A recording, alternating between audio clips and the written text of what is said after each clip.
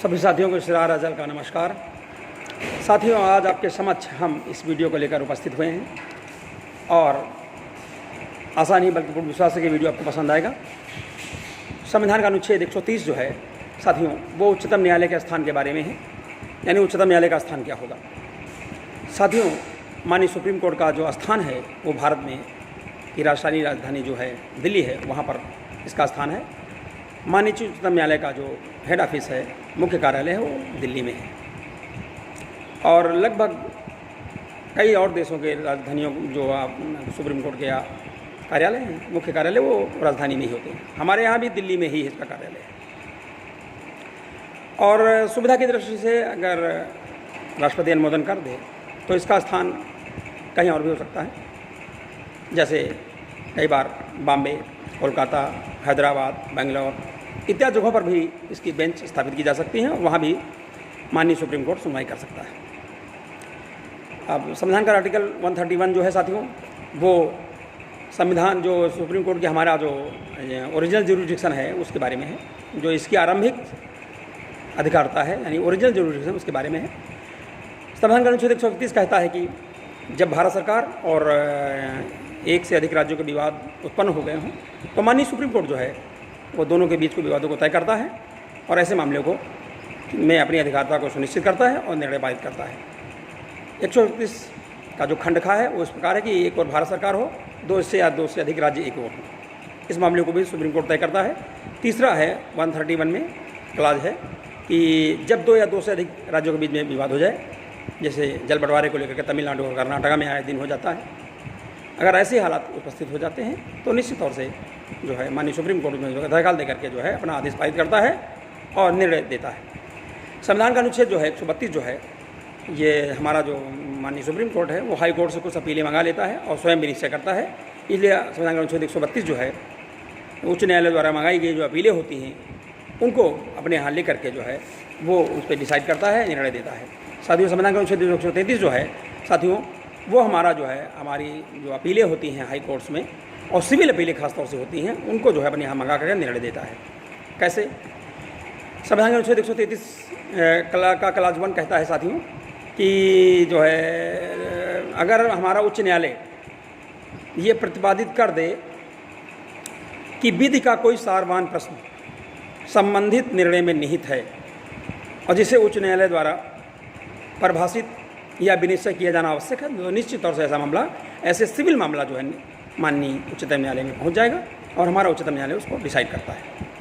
दूसरा है उच्च न्यायालय की राय में ये हो कि नहीं, उसको केवल उच्चतम न्यायालय ही डिसाइड कर सकता है, तो वो निश्चित तौर से वो मामला जो है हमारा हाई कोर्ट डिसाइड करेगा 131 में।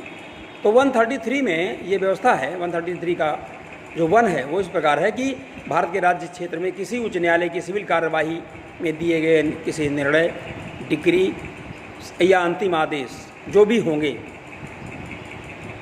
वो आपने यहाँ मंगा करके जो है हमारा उच्चतम न्यायालय जो उसको डिसाइड करता है। या हाई कोर्ट कह दे कि उसमें कोई विधि का सारवान प्रश्न नहीं था तो उच्चतम न्यायालय अपने यहाँ मंगा करके डिसाइड करता है।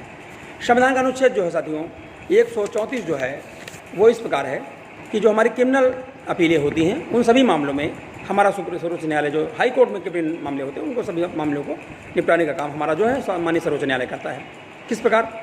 अगर हाई कोर्ट ने, किसी भी हाई कोर्ट ने हमारे जो कोई है किसी अभियुक्त के विरुद्ध जो दंडादेश पारित कर दिया है, दोष सिद्ध कर दिया है और मृत्युदंड दे दिया है, तो ऐसा क्रिमिनल अपीलें जो है माननीय उच्चतम न्यायालय में होंगी, तो माननीय उच्चतम न्यायालय उसको डिसाइड करेगा। अथवा ऐसा भी कर सकता है हमारा सर्वोच्च न्यायालय जो है किसी क्रिमिनल अपील को खुद उच्च न्यायालय से मंगा ले जिसमें माननीय उच्च न्यायालय ने अभियुक्त को दंडादेश दिया हो यानी मौत की सज़ा दी हो, या खुद ही उच्च न्यायालय कह दें कि नहीं ये मामले जो है उच्चतम न्यायालय की सुनवाई के योग्य है, तब भी ऐसी रिट्स जो हैं, ऐसे जो मामले हैं तो वो 134 आर्टिकल में जो क्रिमिनल मैटर्स हैं वो सुप्रीम कोर्ट में सुने जाते हैं। और 134 जो 1 है यानी ए है वो उच्चतम न्यायालय अपील के लिए जो प्रमाण पत्र जारी करने के बारे में तो वो जारी कर सकता है। संविधान का अनुच्छेद 135 जो है साथियों कि जो फेडरल न्यायालय हैं, संघीय न्यायालय हैं जो है उनके बारे में भी जो है हमारा सुप्रीम कोर्ट जो है अपना अधिकारता बनाए रखता है।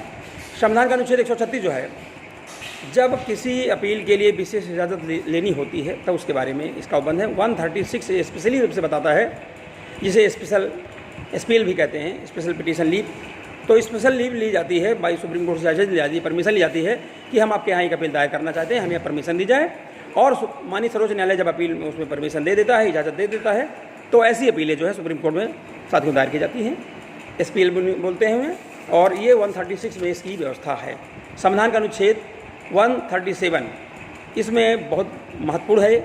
इसमें जो है जो judicial review of judgments or orders by the supreme court, तो हमारा जो सुप्रीम कोर्ट है वो अपने जो जजमेंट्स हैं, अपने द्वारा दिए गए जजमेंट जो हैं या अपने द्वारा दिए गए जो ऑर्डर्स हैं उसमें रिव्यू करने का पावर रखता है, यानी पुनर्विलिखित करने का पावर रखता है। तमाम बार ऐसा होता है, तमाम बार सर्वोच्च न्यायालय निर्णय देता है। अपने आप में कोई भी संस्था पूर्ण नहीं है, वहाँ सर्वोच्च न्यायालय में भी मनुष्य बैठे हुए हैं। तो ऐसे हालात में कोई निर्णय दे दिया गया, बाद में वित्त विशेषज्ञ के द्वारा उस पर सवाल उठाए गए, एडवोकेट द्वारा उस पर सवाल उठाए गए, तमाम अन्य संस्थाओं द्वारा उस पर सवाल उठाए गए कि नहीं, इसमें अभी भी और भी की गुंजाइश है और अच्छा करने की गुंजाइश है और अच्छा निर्णय की गुंजाइश है, इसे पुनः देखा सुना जाना चाहिए। तो सर्वोच्च न्यायालय अपने ही दिए गए आदेशों, अपने दिए गए ऑर्डर्स, अपने द्वारा जो अपीलें निर्णित की गई हैं, जो भी चीज़ें निर्णित की जाती हैं, उनको पुनः जो है रिव्यू कर सकता है और रिव्यू करता है और पुनः आदेश पारित करता है।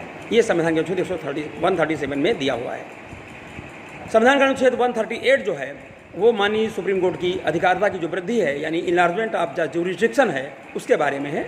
और ये संसद द्वारा तय करना होता है उसे, और उसमें जो है इसकी अधिकारिता की वृद्धि की जाती है। संविधान का अनुच्छेद जो है 139 जो है वो संविधान जो है रिट निकालने के बारे में है। संविधान का अनुच्छेद 139 में व्यवस्था की संविधान का जो हमारा मौलिक अधिकार है, उसमें मौलिक अधिकार में से छठवां जो मौलिक अधिकार है संवैधानिक उपचारों का अधिकार, तो उसमें आर्टिकल 32 का खंड 2 के अंतर्गत जो है हमारा सुप्रीम कोर्ट जो है तमाम सारी रिटें निकालने की पावर रखता है। और 139 में भी ये व्यवस्था दी गई है। इसके अंतर्गत जो है माननीय सर्वोच्च न्यायालय जो है 5 प्रकार की रिटें साथियों जो है जारी करता है। पहले ही है बंदी प्रत्यक्षीकरण, यदि किसी व्यक्ति को बंदी बना लिया गया है और उसका कारण नहीं बताया गया है, महीनों से डिटेन कर लिया गया है, तो उसको ऐसे व्यक्ति को रिट जारी करके सर्वोच्च न्यायालय पूछता है कि वो किस आधार पर उसको बंदी बनाया गया है। अगर वो कोई समाधान उचित नहीं पाता है तो फौरन ही सर्वोच्च न्यायालय उसे छोड़ने, उस बंदी व्यक्ति को छोड़ने का आदेश देता है। दूसरा है परमादेश, तीसरा है प्रतिषेध, चौथा है अधिकार परीक्षा है और 5वां उत्प्रेषण रेट है। इन सभी रिटों के माध्यम से सुप्रीम कोर्ट किसी व्यक्ति को जो अपने पद पर बैठा हो उससे पूछ सकता है कि आप किस आधार पर इस पद पर काम कर रहे हैं। अगर उचित उत्तर नहीं दे पाता है तो अपने पद से हटना पड़ता है। या कोई व्यक्ति जो किसी संवैधानिक संस्था पर बैठा हुआ अध्यक्ष है या उपाध्यक्ष है, वो अगर सही ढंग से काम नहीं कर रहा है तो माननीय सुप्रीम कोर्ट जो है अपनी रिटों के माध्यम से उनको अपना काम करने के लिए विवश करता है, उनको उनकी सीमाएँ याद दिलाता है। और इसके बाद में जो है या किसी ने कोई पद किसी तरह प्राप्त कर लिया है तो उसके बारे में भी पूछता है कि किसी अधिकारी ने कोई संस्थागत पद किस प्रकार प्राप्त कर लिया है, इसके बारे में भी ये रेट निकालने की पावर है। इस प्रकार से 5 प्रकार की रेटें जो हैं, पहली बंदी प्रत्यक्षीकरण, दूसरी परमादेश, तीसरी प्रतिषेध, चौथी अधिकार परीक्षा और 5वीं उत्प्रेषण रिट है। इनके माध्यम से साथियों सुप्रीम कोर्ट जो है विधि को बनाए रखता है, समाज में व्यवस्था को बनाए रखता है, सरकारों पर नियंत्रण रखता है और जहाँ कहीं भी कानून की दिक्कत होती है उसे सॉल्व करता है। तो जो है संविधान का अनुच्छेद जो है 32 जो है, इसका जो खंड 2 है वो बहुत ही महत्वपूर्ण है। और ऐसी ही व्यवस्था संविधान का अनुच्छेद 139 में दी हुई है। 139 में माननीय सुप्रीम कोर्ट को इनहेरेंट पावर हैं और 5 प्रकार की रिटें करने का पावर है। इस प्रकार जो है साथियों आज आपने संविधान के अनुच्छेद 130 से 139 के बारे में आपने जाना। साथियों इस वीडियो में बस इतना ही। आप लोगों को सुझाव दें। धन्यवाद। और चैनल को लाइक करें, शेयर करें, सब्सक्राइब करें, वीडियो को देखें और जो है बेल आइकन को दबाएं, घंटे को दबाएं ताकि सारी वीडियोज़ आपको मिलते रहें। इसी के साथ साथ जय राष्ट्र, जय संविधान, जय भारत।